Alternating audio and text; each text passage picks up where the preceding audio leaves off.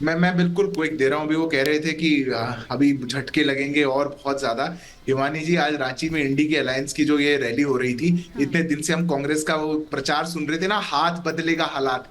हमने हाथ से हालात बदलते तो आज पहली बार देखे। कितने थप्पड़ चट्टू चल गए वहां, एक दूसरे को दो फटाफट, दो थप्पड़, दो थप्पड़। अरे हाथ इतना हालात बदल देगा, जज्बात बदल देगा, कभी नहीं सोचा था नागर थोड़ा जी। इंतजार कौन से झटके की बात कर रहे हैं? 4 पहले अपने जून के अलायंस बाद वालों को में बचा के रखिए। हाथ मेरे को आज सरकार भी सुरक्षा है। बदलेगा। आपके साथ कोई आरजेडी वाला नहीं बैठा है, सरकार भी स्टूडियो में बदलेगा। हाथ हालात बदल देता और आपके बदल बदलेगा। जाते तो मुझे बड़ा दुख फिलहाल तो आप केजरीवाल जी के हालात बदल रहे हैं। आरजेडी आरोप आप पर है कि आप केजरीवाल जी के हालात बदल रहे हैं, लेकिन ममता जी क्या वाकई? हिमानी जी, एक बात बोलूं ना, नागर जी तय करेंगे स्टूडियो में बैठ करके कि किसको कितना इंसुलिन मिलना है, ना ही मैं करूंगा। ये कैसी बात हुई? अगर कल क्यों को तय नहीं इंसुलिन ज्यादा लग करेंगे? गया तो ये क्या अरे कहेंगे? जब ऑलरेडी उनको लग रहा है तो उनको जरूरत है, इसमें क्या मेडिकल होना है? पर अगर राम मनोहर लोहिया के जो भी एक्सपर्ट हैं वो ये बात कह रहे हैं तो वो गलत कह रहे हैं भाई। रिपोर्ट क्या कह रही है? उनको स्वयं को पता है केजरीवाल जी मरीज है, उनको पता है उनको जरूरत है या नहीं है।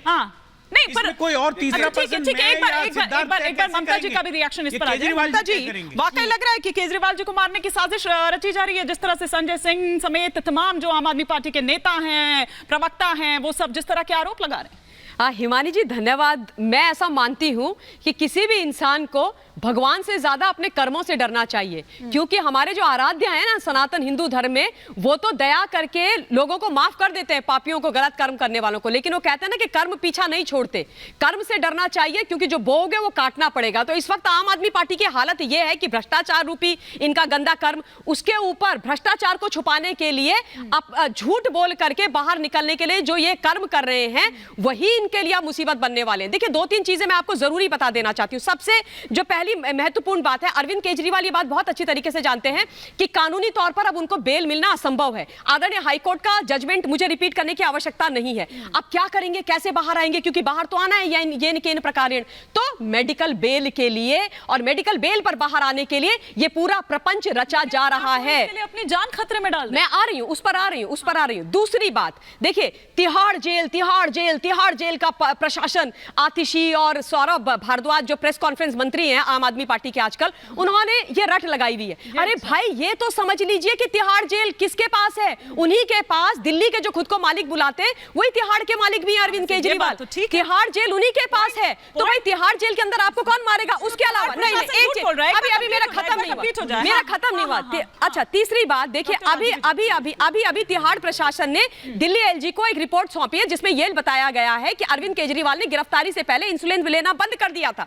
उसके बाद उस खाने की बात जो बोला जा रहा है ना, जहर दिया जा रहा है। अरे भाभी जी, सुनीता केजरीवाल जी उनके लिए खाना बना के भेज रही है घर से, घर का खाना खा रहे हैं केजरीवाल जी। तो क्या कहने की कोशिश कर रहे हैं आतिशी, सौरभ एंड गैंग कि सुनीता भाभी जी ऐसा कुछ कर रही है? गलत बात है यार, ऐसा मत बोलो आप भाभी जी के लिए। आम, केला, मिठाइयां, ये सब जो है उसको दरअसल यहाँ पर ये कह रहे हैं, पर एक दिन आम खा लिया तो क्या हो गया? अरे खा ली तो क्या हो गया? आम, मीठा खाना, आम खाना एक डायबिटीज के पेशेंट के लिए जहर के समान है। तो क्यों उनके लिए ये मीठा आदि ये सारी चीजें भेजी जा रही हैं? डाइट चार्ट वो फॉलो नहीं कर रहे हैं। डाइट चार्ट क्यों फॉलो नहीं कर रहे हैं? हम सब जानते हैं उनको टाइप 2 की ये डायबिटीज है। मैं तो भगवान से प्रार्थना करती हूँ केजरीवाल जी स्वस्थ रहे, दीर्घायु रहे, लेकिन अपने स्वास्थ्य के साथ खिलवाड़ न करें इस प्रकार से, केवल बेल पे बाहर आने के लिए। ये गलत बात है केजरीवाल जी। एक बार डॉक्टर राजू व्यास जिसे हम समझ लेते हैं, डॉक्टर राजू व्यास जी, सवाल वही है, उस वक्त जवाब आपका आ नहीं पाया था कि क्या हम देखें, और साथ ही साथ आम आदमी पार्टी के जो नेता बता रहे हैं उनका शुगर लेवल जो चेक किया जा रहा है वो बिल्कुल ही डिफरेंट है,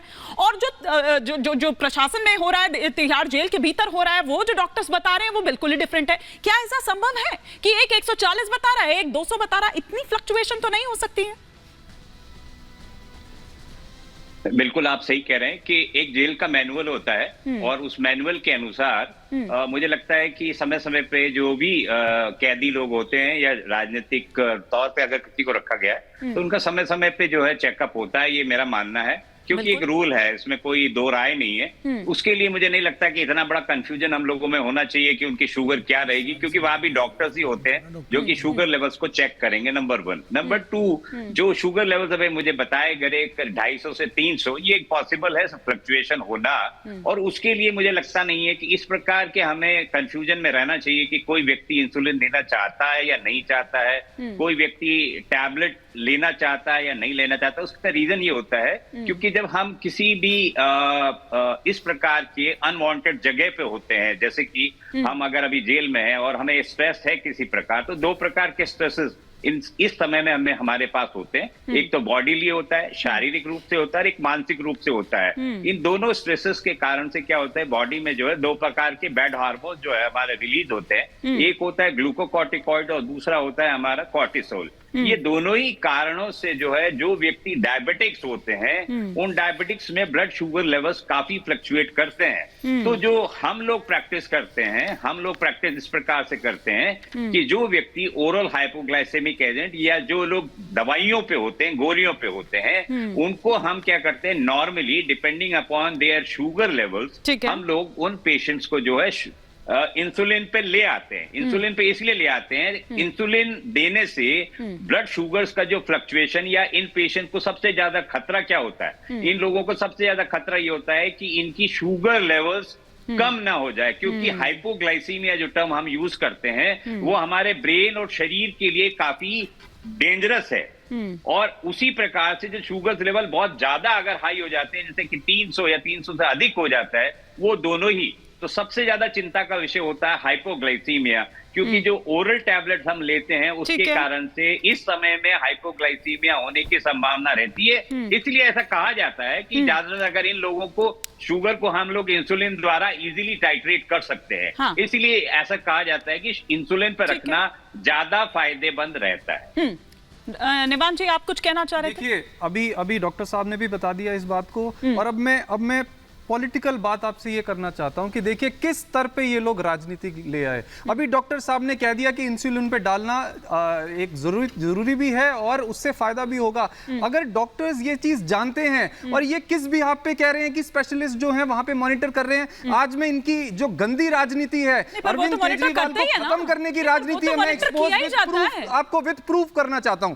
ये देखिए इन्होंने क्या कहा अभी बीजेपी के प्रवक्ता ने कि स्पेशलिस्ट के जो है वो नजर उसमें अंडर उनके ऑब्जर्वेशन में रखा गया है। ये देखिए डीजी जेल ने 20 तारीख को ये लेटर लिखा है एम्स को कि request to nominate a senior diabetologist required for Arvind Kejriwal. 20 तारीख को आप लिख रहे हैं कि हमें स्पेशलिस्ट चाहिए, मतलब 20 दिन तक आपने जो है उनको ऐसे ही रखा गया अंदर।